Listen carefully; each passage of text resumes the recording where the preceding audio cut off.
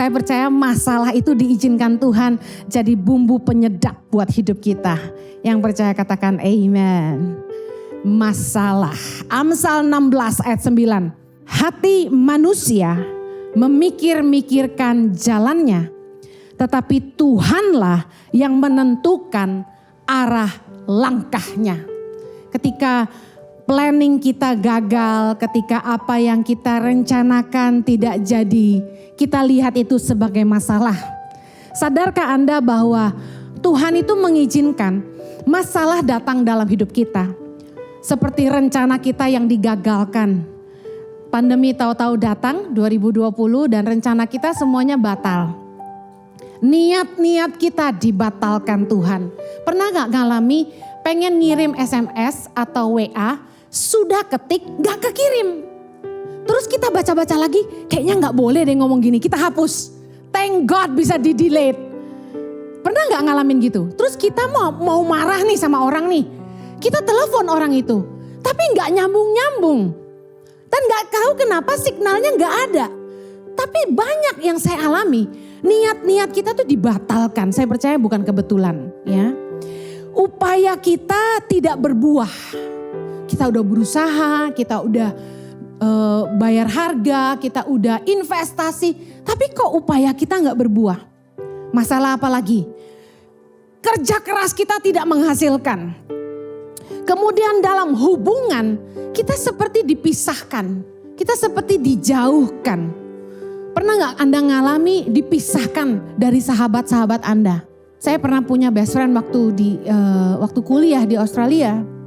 Dia itu harus for good ke Indonesia. Aduh sedihnya, hancur hati, kami kayak orang pacaran.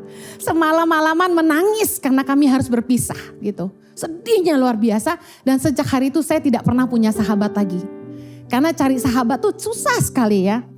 Dan kami seperti dipisahkan. Kemudian ada hubungan yang toksik yang sebenarnya kita tahu itu salah tapi kita gak bisa berhenti.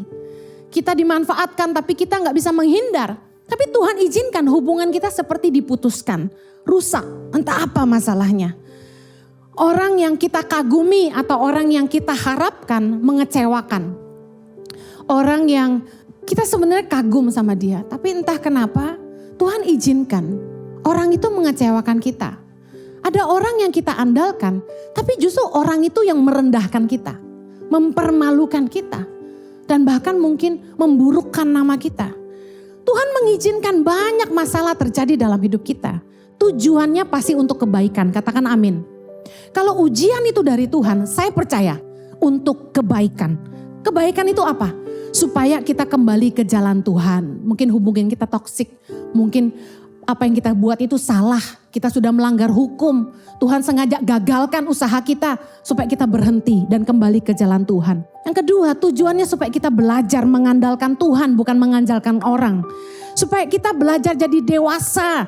Gak dikit-dikit punya masalah, carinya teman baik, cerita sama dia. Tapi katu kita sendirian, kita gak bisa ngandelin siapa-siapa. Kita larinya sama Tuhan. Kemudian supaya kita tidak jatuh terus dalam dosa.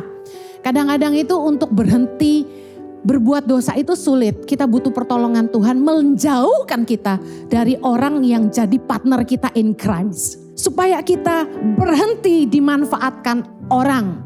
Ada hubungan-hubungan yang dijauhkan sama Tuhan. Karena Tuhan tahu orang itu cuma memanfaatkan kita. Kemudian supaya rencananya yang sempurna jadi dalam hidup kita.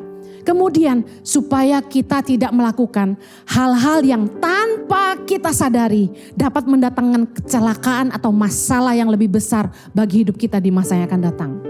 Saya dan suami ngalami beberapa kali itu Tuhan meluputkan kami dari membuat keputusan yang keliru untuk menyelamatkan kami dari masalah yang lebih besar di masa yang akan datang.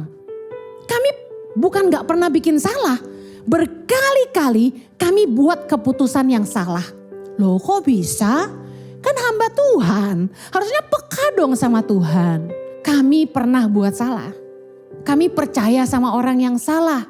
Kami buat keputusan yang salah. Tapi luar biasanya Tuhan selalu disingkapkan. Dan selalu dijauhkan. Ada orang yang hampir menjadi leader. tiba-tiba mundur sendiri. Tanpa kami tahu kenapa dia mundur.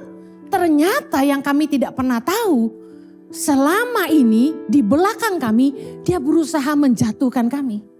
Kita bisa buat salah. Saya percaya bahwa masalah itu datang bukan selalu karena pencobaan dari si jahat.